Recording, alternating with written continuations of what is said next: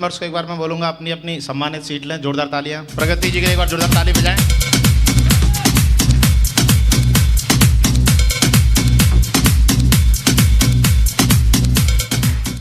Hello, इस programme की सबसे बड़ी रिकॉग्निशन, बात सही है या नहीं है? बात सही है या नहीं है? छोटा पैकेट बड़ा धमाल सैंपल है भाई ये, बात सही है या नहीं है? आगरा वालों तैयार हो? डिस्कवरी चैनल कितने लोग देखते हैं? चलिए बहुत बढ़िया, मैं जानकारी दे देता हूं थोड़ी सी। एक्चुअली डिस्कवरी चैनल पे आप लोगों ने शेरों के झुंड देखे होंगे, देखे या नहीं देखे? बड़े बड़े बब्बर शेर रहते हैं, सही है या नहीं है? 8-10 के झुंड में रहते या नहीं रहते? लेकिन एक चीज बता दूं मैं, क्योंकि मुझे ये डिस्कवरी चैनल बचपन से पसंद है और शुरू से मैं ये बहुत ज्यादा देखता था। उसमें जो असली शिकारिन होती हैं वो शेरनियां होती हैं, बात सही है या नहीं है? Thank you. झुंड तो केवल साथ देने के लिए रहते हैं। हेलो, स्ट्रेटजी और प्लानिंग वो हमेशा शेरनी की रहती है। हाँ जी, तो ये वो शेरनी है जो अपने झुंड के साथ शिकार पे जब जाती है तो खाली हाथ लौट के नहीं आती है, बात सही है या नहीं है?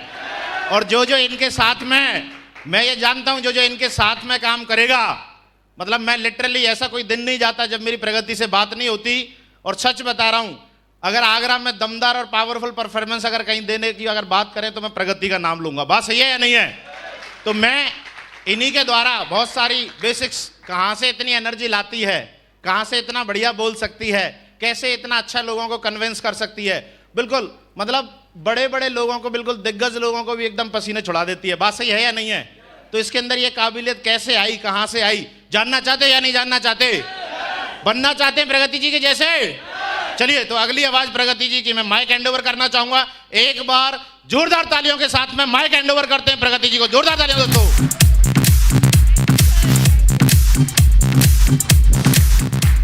Thank you. वाओ, रियली जब साइन अप करते हैं तो ऐसा कुछ लगता है क्या? यस या नो? नो, एक्चुअल में नहीं लगता, इतना सब कुछ नहीं देखा होता। Thank you. आप सभी लोगों का मैं दिल से धन्यवाद करती हूँ जिन्होंने मुझे इतनी ज़बरदस्त तरीके से स्वागत किया। एक बार आप लोग अपने लिए तालियां बजा लें।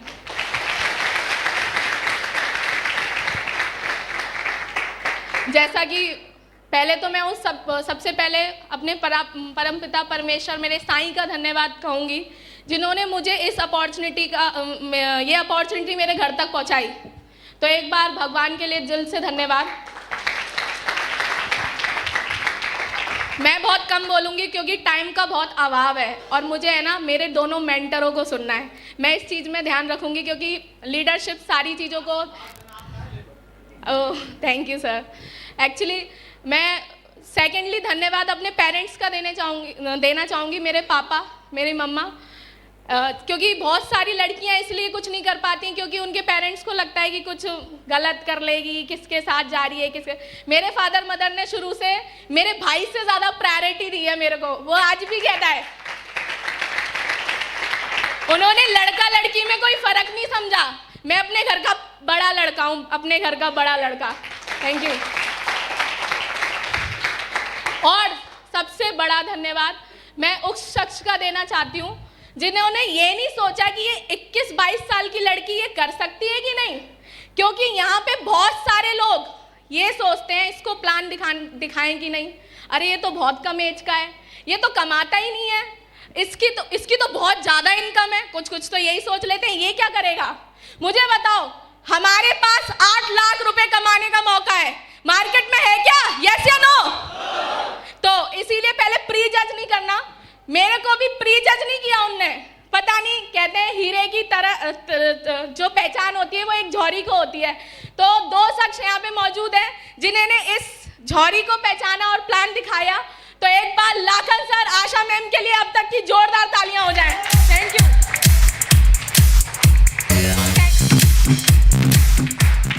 Thank you. मैंने प्लान देखा, प्लान बहुत अच्छा लगा मेरे को। डायरेक्ट सेलिंग कॉमन सेंस का बिजनेस है। जो पैसा ऐश्वर्या राय को मिल रहा है वो मुझे मिल रहा है, सिंपल। ऐश्वर्या राय जी ऐड करती हैं और मार्केट में डिमांड है। डायरेक्ट सेलिंग कंपनियों की वजह से हम जैसे आम लोगों को ये मौका मिलता है कि जो सेलिब्रिटी करते हैं वो हम कर रहे हैं, बीच की कमीशन हमें मिल रही है? यस या नो? कॉमन सेंस का बिजनेस है ये एक्चुअली में। मुझे अच्छा लगा, प्लान देखा, बहुत अच्छा लगा, लेकिन पैसे नहीं थे मेरे पास। ये बोलते हैं कि नहीं आपसे लोग?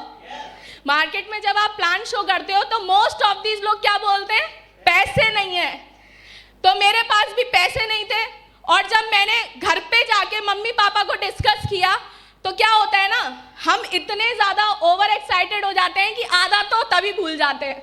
आप मुझे बताओ, किसी प्रोस्पेक्ट को प्लान दिखाते हो आप, तो क्या वो तुरंत उतना अच्छा बता सकता है? ऐसे ही मेरे साथ हुआ, मैंने आधा उल्टी कर दी घर पे जाके, और पापा ने कहा हमारे पास नहीं है, तेरे को लगाना है तो तू अपना लगा। अब प्लान देखा, मुझे अच्छा लगा, तो मैंने ये सोचा कि ठीक है, अभी तक यहाँ पे ये बताइए कितने लोग हैं जिनके बच्चे सीबीएसई में पढ़ते हैं? हैंड्स रेस करिए। आप मुझे बताओ, लाखों रुपए लग जाते हैं कि नहीं? 12th तक लाखों रुपए लग जाते हैं। मेरी फैमिली में मेरे फादर मदर ने अपनी लेवल से ज्यादा करा और उन्होंने मुझे सीबीएसई में पढ़ाया, तो लाख रुपए तो वैसे ही लगा चुके थे मेरे पे। तो मैंने एक डिसीजन लिया जो कि 21 और 22 साल की लड़की के लिए बहुत टफ था। मैंने इस बिजनेस को 5% सैकड़ा ब्याज पे लेके ज्वाइन किया था, वो भी एक नहीं 3 आईडी से 3। Thank you. 3 आईडी से लोग एक आईडी निकालने में ऐसे करते हैं। मेरे को एक बात समझ में आ रही थी, मेरी एजुकेशन यही लोकल की है, और इतने ज्यादा होपलेस हो जाते हैं कि नाम बताना मैं भूल गई। मेरा नाम प्रगति सक्सेना है, मैं आगरा से ही बिलोंग करती हूँ, वैसे सर ने बता ही दिया था, और एजुकेशन यहीं की है। लेकिन मैंने एक चीज सोची कि 30-35 हजार रुपए मैं ये समझ लूंगी कि ग्रेजुएशन की 1 साल की फीस चली गई। यस या नो? और फिर मैंने इस बिजनेस को शुरू करा, और जब हम शुरू करते हैं ना तो इतना इजीली तो होता नहीं है। मुझे बताइए, एक अधिकारी लेवल का बंदा क्या प्लम्बर का काम कर सकता है? प्लम्बर का काम तो प्लम्बर ही करेगा ना। Difference between the knowledge only. क्या रीजन है? नॉलेज का। मैं क्या कर रही थी, मैं DVVNL में जॉब कर रही थी, बहुत अर्ली एज पे 21 साल की उम्र में मेरे को नौकरी भी मिल गई थी। 6 महीने नौकरी में बीते थे, और मैंने जैसे ही प्लान देखा और ब्याज पे लेके ज्वाइन किया। अब मेरे को जब ज्वाइन करते हैं तो क्वेश्चंस आते हैं कि नहीं?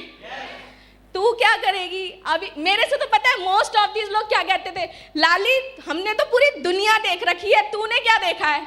तो मैं धीरे से सरका देती थी, पासपोर्ट है आपके पास? तो कहती नहीं। मैं कहा काय बात की दुनिया देखी है? लेकिन उनने मेरी एज की वजह से मुझे रिजेक्ट किया। कोई बात नहीं, लेकिन जब हमारे साथ प्रॉब्लम्स आती हैं तो आप मुझे बताऊं, प्रॉब्लम्स आती हैं तो भगवान सॉल्यूशन भी संग भेजता है कि नहीं?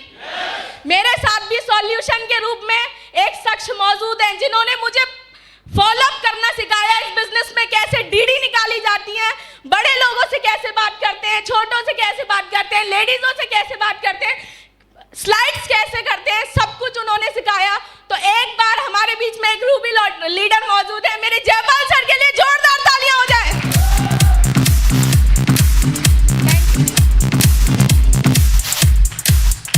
और उन्हीं के सानिध्य में रह के मैंने इस काम को करा।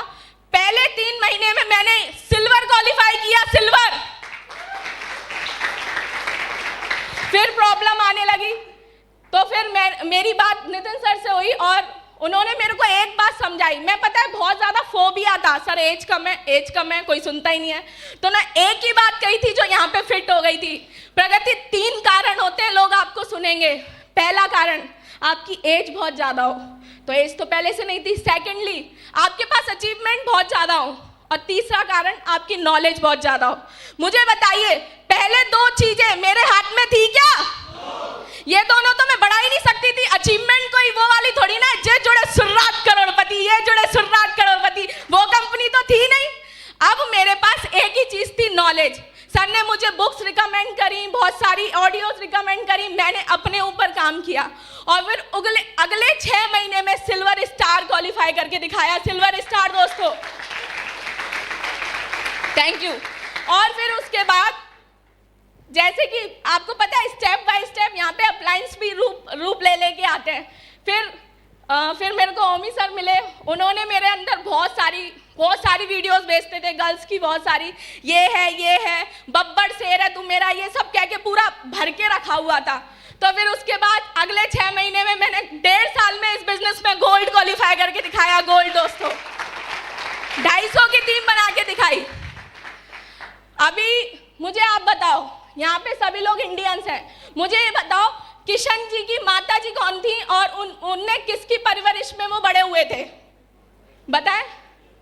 तो मेरी है ना यहाँ पे 2 यशोमती मैया हैं, और वो उन 2 यशोमती मैया का नाम है नितिन सर और ओमी सर के लिए मेरी 2 यशोमती मैया है।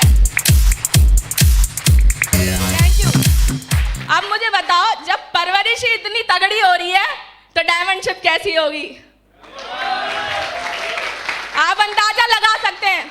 देखिए इन 2 सालों में मैंने एक ही निचोड़ निकाला है, जो मैंने बुक्स पढ़ी या कुछ नॉलेज अपडेट करी है। सीखना हर लेवल पे होता है और मैं सीख रही हूँ, तब मैं आगे बढ़ पाऊंगी। मेरे को एक ही बात समझ में आती है, see the more people show the more plan, see the more people show the more plan. Simply आज मेरे मामा ज्वाइन नहीं है इस बिजनेस में। कौन ज्वाइन नहीं है? सगे मामा। मेरे पापा को लग रहा होगा मेरे साले के लिए ऐसे कह रही है,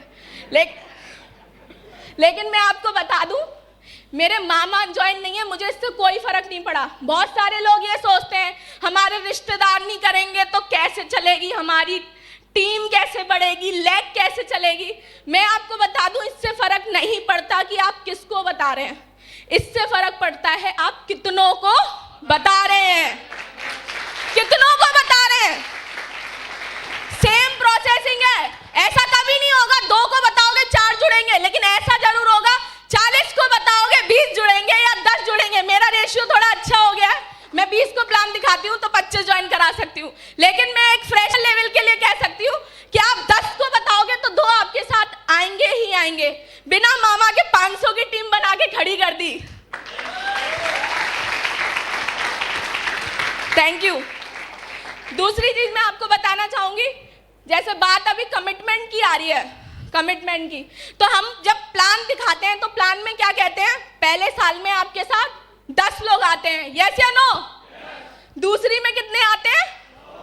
आपकी नॉलेज चेक कर रही हूं मैं, दूसरी में कितने आते हैं?